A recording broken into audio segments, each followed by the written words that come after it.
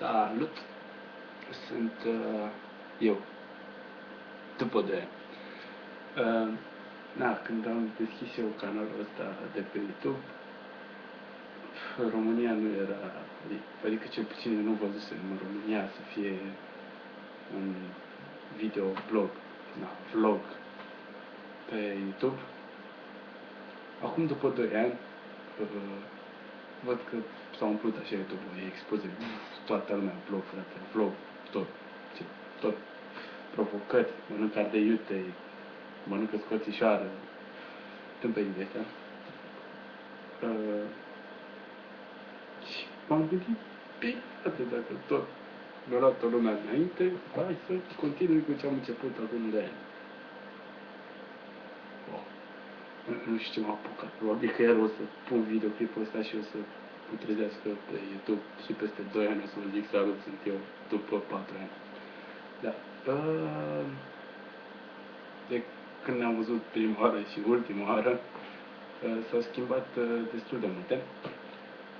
Adică nu mai stau în Severin, m-am mutat în Timișoara, nu mai sunt la liceu, am rămas de 2 ori repetent.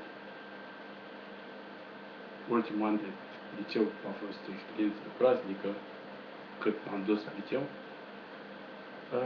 Însă acum studiez IT Management și da, se poate, chiar dacă nu termin liceu, să studiez IT Management. Și îmi place destul de mult să fac chestia asta. Îmi plac calculatoarele, îmi place tehnologia, orice gadget prind, îmi place să torc pe toate părțile. Încă îmi place muzica. Și m-am mutat de Timișoara.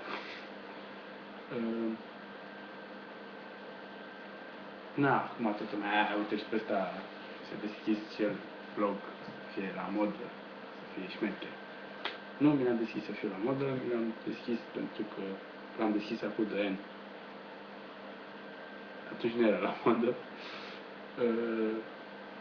Nu știu, l-am deschis. Mi s-a părut interesantă ideea, nu am mai continuat-o, că n-am mai continuat-o, nu știu de ce n-am continuat. Dar o continui acum, că am văzut că tot sunt mulți vloggeri, copii, oameni mari, maturi, sau oameni mari imaturi. Da. Acum, măcar se știe despre ce e vorba, nu mai trebuie să stau să explic la un prim videoclip ce-i cu mine și de ce mă filmez singur ca dobitocul dimineața la 7 și nu dorm ca orice om normal la cap. Știe toată lumea, deci ne împrietenim, să fac, nu știu dacă o să fac provocări, nu știu. Și nici episoade cu răspunsuri la întrebări. Nu știu. Dar cine știe? Poate că nu mai fac niciun clip, dar poate mai fac. Așa. Deci v-am pus la curent. Nu știți prea mult despre mine, dar nu contează că să aflați. Deci stau în Timișoara. Apropo, icoana aia nu. Da? Eu am luat apartamentul ăsta în chirie. E icoana aia acolo de când am luat apartamentul acum vreo 2-3 luni. Am zis că o iau de acolo, n-am mai luat-o, că eu de felul meu sunt foarte ordonat și foarte organizat. O să vedeți. Și n-am mai luat de acolo. Nu prea. Adică o să vă povestesc eu cum este și cu religia în mine și din punctul meu de vedere. Până atunci am colegi de apartament, unul dintre ei doarme și dacă mă aude acum vorbind știe că suntem doar noi de la casă, zice că am plecat de acasă. Mi-e place să fumez, vă place să fumați. Uite, am făcut o întrebare pentru mine. Întrebați-mă, îți place doza de hash? Mai știu, am mai văzut, deci m-am uitat pe YouTube, am mai văzut chestii așa. Și o să dezbat și o chestie, cum ar fi de ce dormim, de ce nu dorm și chestii. Și apropo, eu stau în casă cu studenți, o să vă povestesc eu care ce studenți, unde, când și ce. Și o chestie interesantă. Să știți că studenții, cică, de obicei, abia aștept să se ducă acasă, înapoi acasă, că majoritatea pleacă la facultate în alt oraș, nu înțeleg de ce. Ăștia din Timișoara pleacă la Cluj sau la București, ai din Severin vin în Timișoara. Deci în Timișoara, dacă te duci în centru, găsești toată țara acolo. Deci oricine așa, mă rog. Deci ăștia pleacă în altă parte, vin alții la ei acasă, mă rog. Și studenții abia așteaptă să se ducă acasă după în vacanță ca să mănânce și ei bine. Că restul numai șaormă și pată și bere. Dar noi suntem cei mai șmecheri studenți. Noi nu așteptăm să ducem acasă pentru că noi gătim. Și gătim destul de des, destul de bine, ca să ne rugăm. De ce vă ziceam chestia asta? Nu gătesc, da?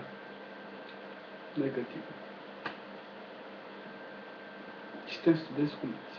Ieșim odată la 2 săptămâni, ne spargem bine, mai stăm 2 săptămâni ca să ne prevenim, după care o luăm de la capăt. Da. Păi, da. Vorbesc de 6 minute la laptop. Vai, ce tare. Am un laptop în fața mea și spatele laptopului e calculatorul, deci sunt normal la cap. Da, păi, cred că eu o să mă axez să vă dau sfaturi, frate, adică o să fiu ăla cu fiți atenți, dacă vă duceți în mall, nu vă cumpărați țigări de la nu știu ce cafenea, că au cancer. Da. Nu luați țigări că au cancer. Luați cancer ca să primiți țigări. Nu știu cum nume, sunt prost. Da, pe data viitoare, când o fi și cât de curând să sperăm. Bine, pa, pa.